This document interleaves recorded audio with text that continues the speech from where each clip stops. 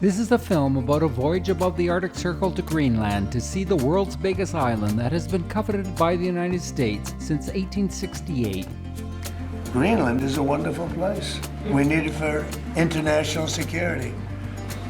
And I'm sure that Denmark will come along. I think it's costing them a lot of money to maintain it. The voyage departed from Longyearbyen on Svalbard, sailed along the west coast of Spitsbergen, transited across the Greenland Sea to Greenland, and then south along the east coast of Greenland before crossing the Denmark Strait to finish in Iceland. Near the airport is the Svalbard Global Seed Vault that provides long-term storage for duplicates of seeds from around the world, protecting the world's food supply against the loss of seeds in gene banks. Tourists enjoy dog sledding year-round. In the winter, the dogs pull sleds across the snow, whilst in the summertime they pull wheeled trailers along the road. Polar bears may be encountered in the Longyearbyen area, so rifles or dogs are recommended when walking outside of town, as aggressive bears may see humans as potential prey. Longyearbyen, or Longyear Town, is a former coal mining town that was named after the American John Monroe Longyear, whose Arctic Coal Company started coal mining there in 1906. There is a small museum with exhibits about the 1926 Italian airship Norge's flight from Svalbard over the North Pole to Alaska. Many believe that the Norge's expedition was the first to arrive at the North Pole. The number of well-stocked bars indicates that alcohol is an important part of life in town. After checking your polar bear firearms at the door, you can enter the grocery store with its well-stocked liquor store offering a surprisingly large collection of high-priced bottles. Longyearbyen, with a population of 2,100, is the largest settlement and administrative center of Svalbard. With some 3,000 snowmobiles in town, there are more snowmobiles than people. An interesting feature of the area are the remains of the ropeway system that was used to transport coal to the harbor from the mine pitheads. As much of the coal mining has stopped in the area, the old pithead buildings are slowly falling apart. The German Kriegsmarine almost completely destroyed the town on 8 September 1943 during World War II, but rebuilding took place after the end of the war. I stayed in Nubeen, which was built after World War II for coal miners. It had barrack blocks, mess halls, baths, and a shop. Some of the old barracks have been repurposed as hostels. My room in the hostel looked up to the mine pithead, and while studying the view, an Arctic fox trotted by. The Longyearbyen River flows from the glaciers up in the hills down through Longyearbyen to the sea.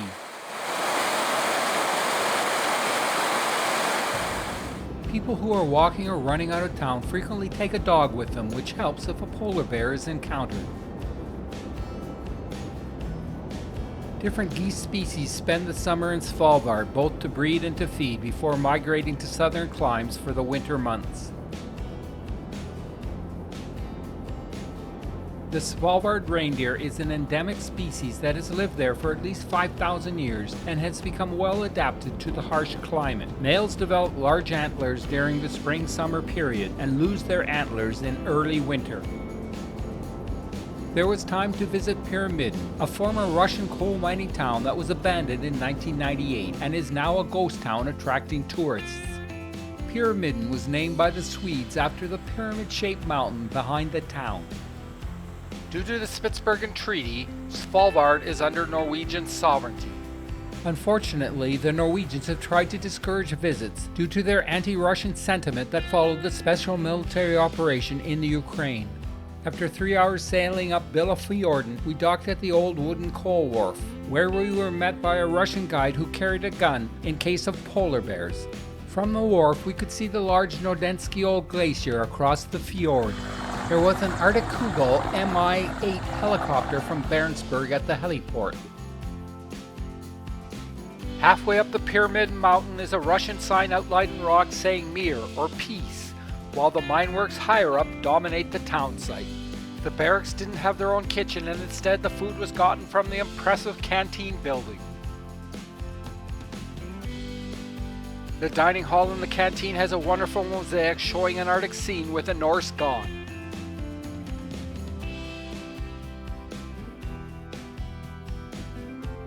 The large kitchen area was full of big cooking appliances. The peeling paint on the ceiling reminded visitors of the fleeting nature of time.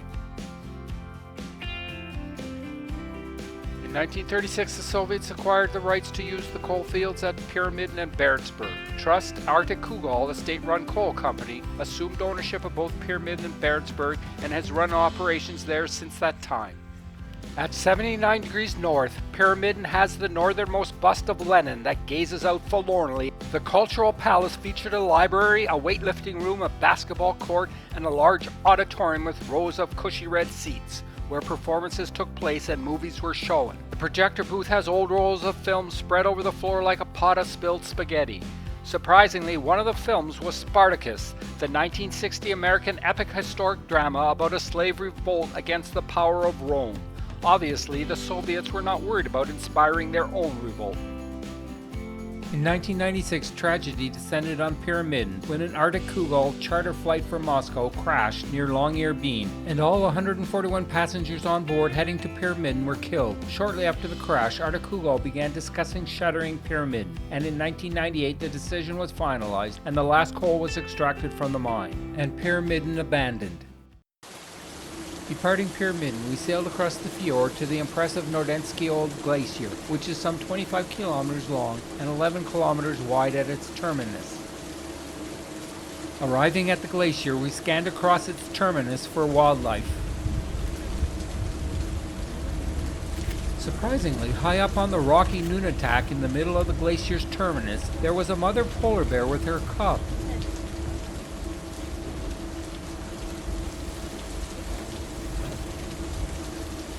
We watched the pair for a while and could see the mom nursing her cub.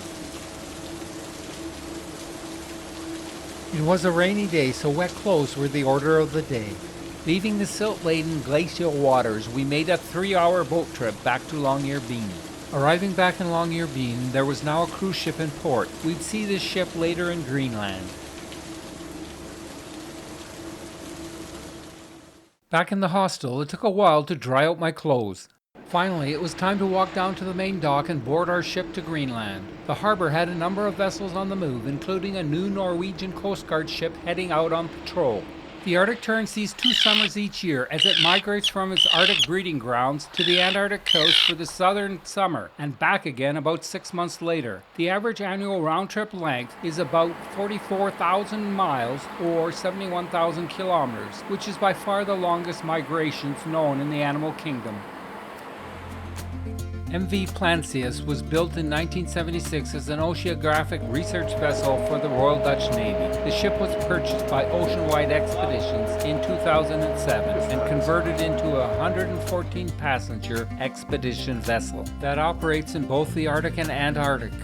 After a welcome by Captain Levikov, we had a lifeboat drill and met the small lifeboat where 60 of us would shoehorn into.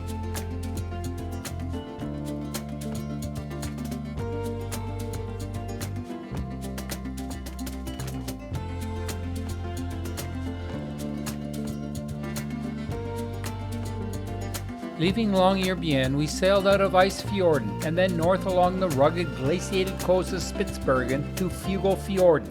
Slipping our moorings, we were off on our voyage to see the flora, fauna, and geology of Greenland. For the next 14 days, our group of 102 passengers with a crew of 50 shared our adventures on our small ship. Obviously, a voyage on this small ship is quite different from that on one of the behemoths, like the Royal Caribbean's Icon of the Seas, which carries up to 7,600 passengers with a crew of 2,350.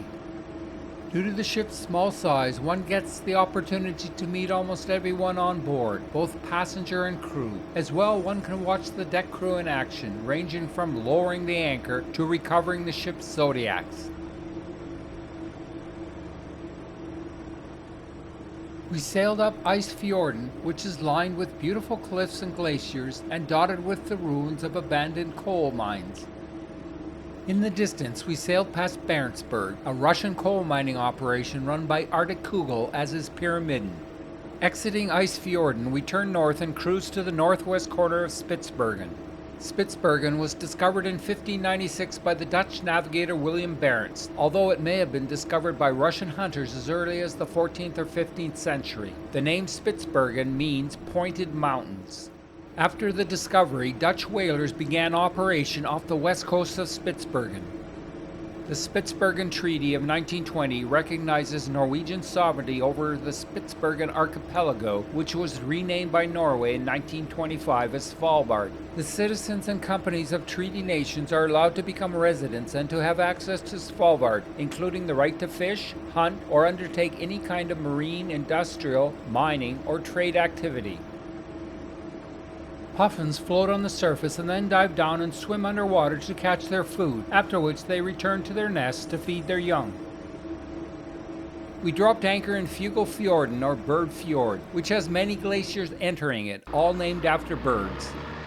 Leaving the ship, we explored the fjord and zodiacs and cruised around the small islands that provide shelter for many different species of birds.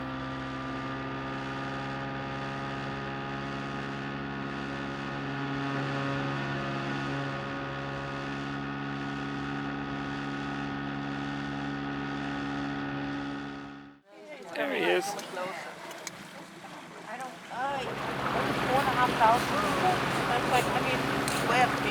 Forward.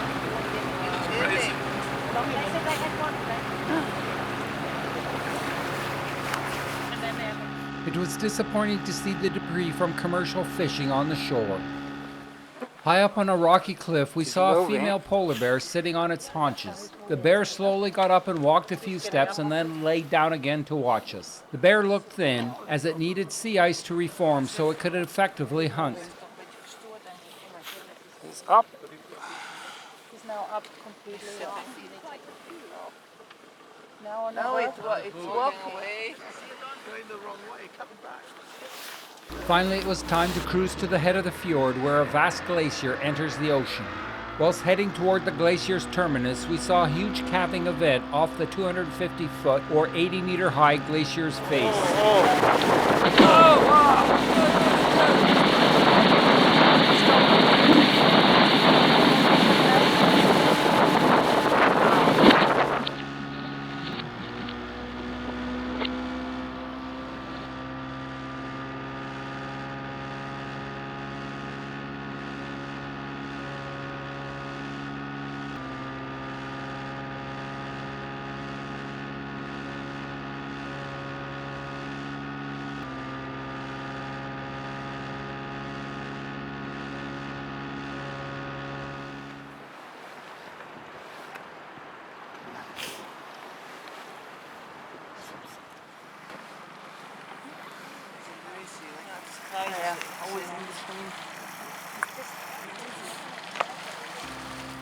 Finally, it was time to return to the ship, recover the zodiacs, and then reposition the ship to our next landing site on Smeerenburg on Danskela Island.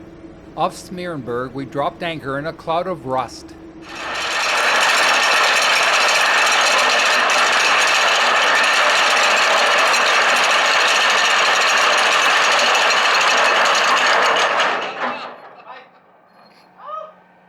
Smeerenburg is a Dutch word literally meaning blubber town. It was a whaling settlement founded by the Danish and Dutch in 1619 as the location for whalers to catch and process the local bowhead whale population. With the decimation of the local whaling population, Smeerenburg was abandoned around 1660.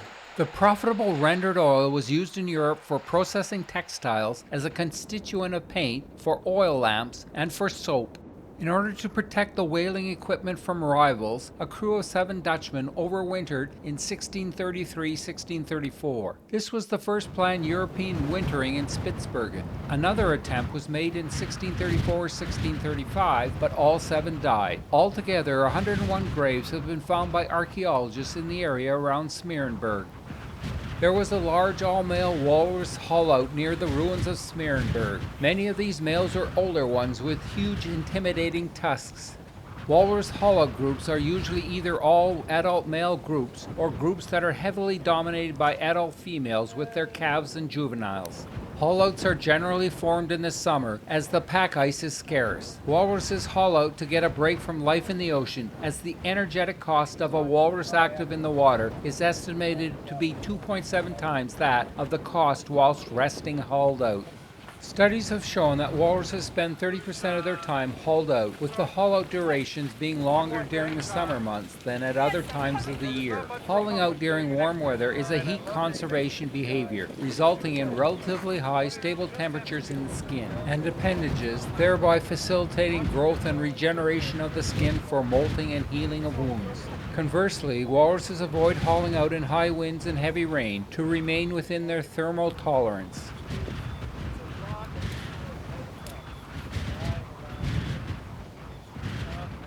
The red hide of the walrus is due to blood being flushed to the surface in order to cool off on a sunny day.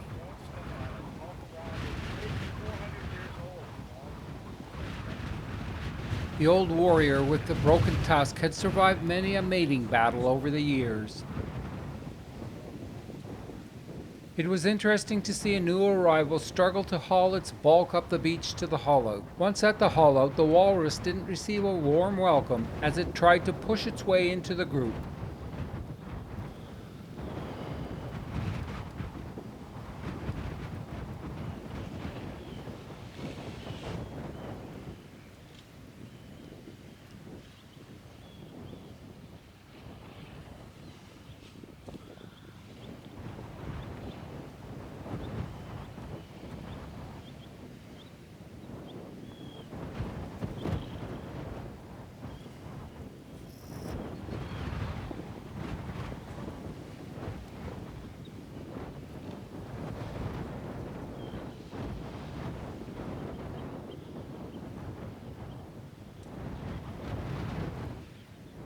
Hiking around the area, we were able to see a shoreline covered with logs from the Great Siberian rivers. On the shore was the remains of a walrus that had been feasted upon by polar bears, so not much remained except its skeleton and skin. Back at the landing site, there was a pair of curious walruses watching us as we took the Zodiacs back to the ship.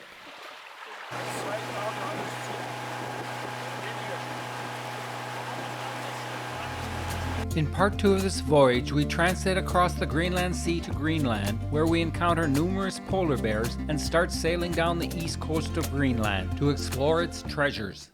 If you enjoyed this film, please subscribe and like. There are many more similar films available on my channel.